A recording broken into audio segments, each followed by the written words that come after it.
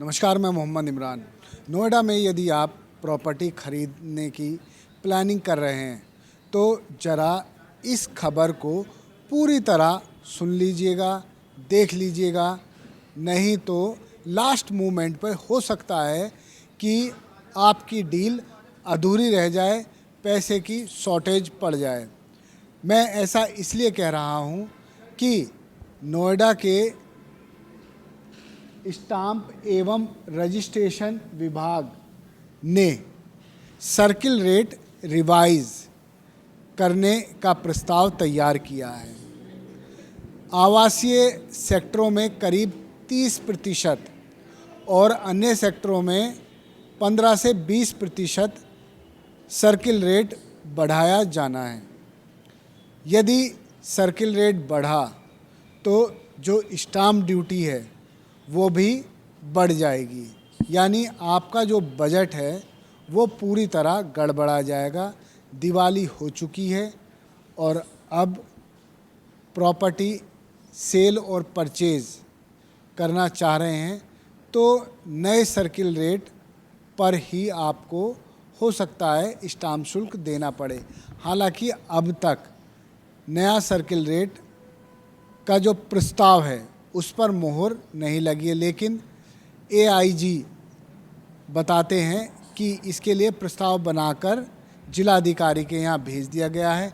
जिस दिन उस पर मोहर लग जाएगी तो मानिए आप नोएडा, ग्रेटर नोएडा और यमुना प्राधिकरण क्षेत्र में सर्किल रेट बदलाव हो जाएगा।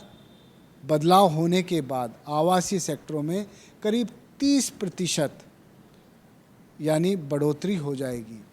अब मैं बताता हूँ आपको कि आखिर सर्किल रेट क्या होता है। दरअसल सर्किल रेट वो होता है जिस पर कोई भी प्रॉपर्टी खरीदी और बेची जाती है।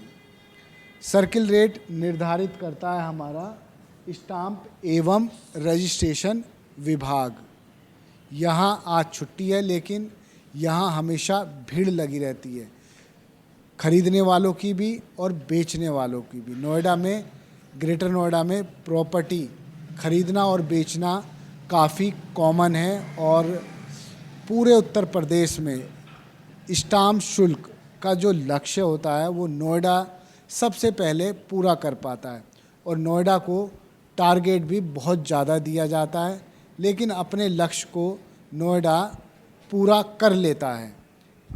यही कारण है कि सर्किल रेट बढ़ाए जाने के बाद भी नोएडा में मुझे नहीं लगता कि सेल परचेज़ कम हो पाएगी। लेकिन इतना ज़रूर है कि आम जनता की जेब और ज़्यादा कटेगी। इसके पीछे कारण ये है कि आप ऐसे समझिए कि आप कोई 100 रुपये की प्रॉपर्टी खरीद रहे हैं और उस पर स्टाम्प शुल्क लगता है 5%, यानी 5 रुपये। लेकिन अब यदि सर्किल रेट बढ़ जाएगा तो आप मानिए ये प्रॉपर्टी अब 100 रुपये की नहीं बल्कि 130 रुपये की हो जाएगी। और 130 रुपये का 5% अब आप कैलकुलेट कर लीजिए, थोड़ा काम आप भी कीजिए तो आप देखिए कि कितना डिफरेंस आ जाएगा। दरअसल रेट बढ़ेगा तो लोगों को ज़्यादा स्टाम्प शुल्क देना होगा।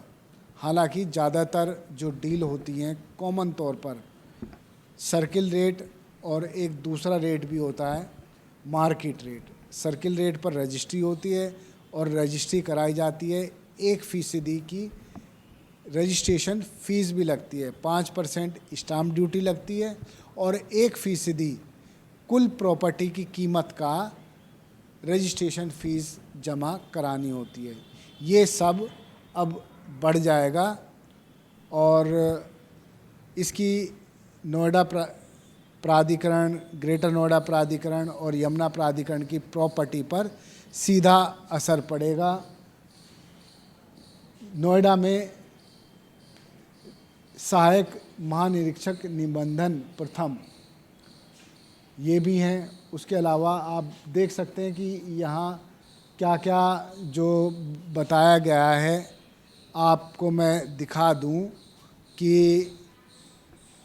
कोई भी प्रॉपर्टी यदि रजिस्टर्ड कराई जाती है तो क्या क्या चीज़ है? लेख पत्रों का पंजीकरण होना चाहिए, स्टाम्प शुल्क का निर्धारण, संपत्ति का मूल्यांकन, पंजीकृत लेख पत्रों की प्रतिलिपि उपलब्ध कराना, और जो विवाह वाले होते हैं विवाह वाले में विवाह प्रार्थना पत्र का पंजीकरण, इस तरह की ये सारी चीज़ें हैं। अब आप देख लीजिए कि जो इसका सर्किल रेट बढ़ाए जाने के बाद सीधे सीधे प्रॉपर्टी की कीमतों पर असर पड़ेगा। और ऐसा भी जानकार बताते हैं कि जो रेट हैं नोएडा के वाकई बहुत ज़्यादा हैं, लेकिन जब ये रेट और बढ़ जाएंगे तो एक नंबर में उतनी पेमेंट करनी पड़ेगी, स्टाम्प शुल्क भी ज़्यादा देना पड़ेगा। इसका असर सीधे प्रॉपर्टी की सेल परचेज पर पड़ने वाला है। धन्यवाद। आप देखते रहिए जय हिंद जनाब। चैनल को लाइक और सब्सक्राइब करना ना भूलें। जय हिंद।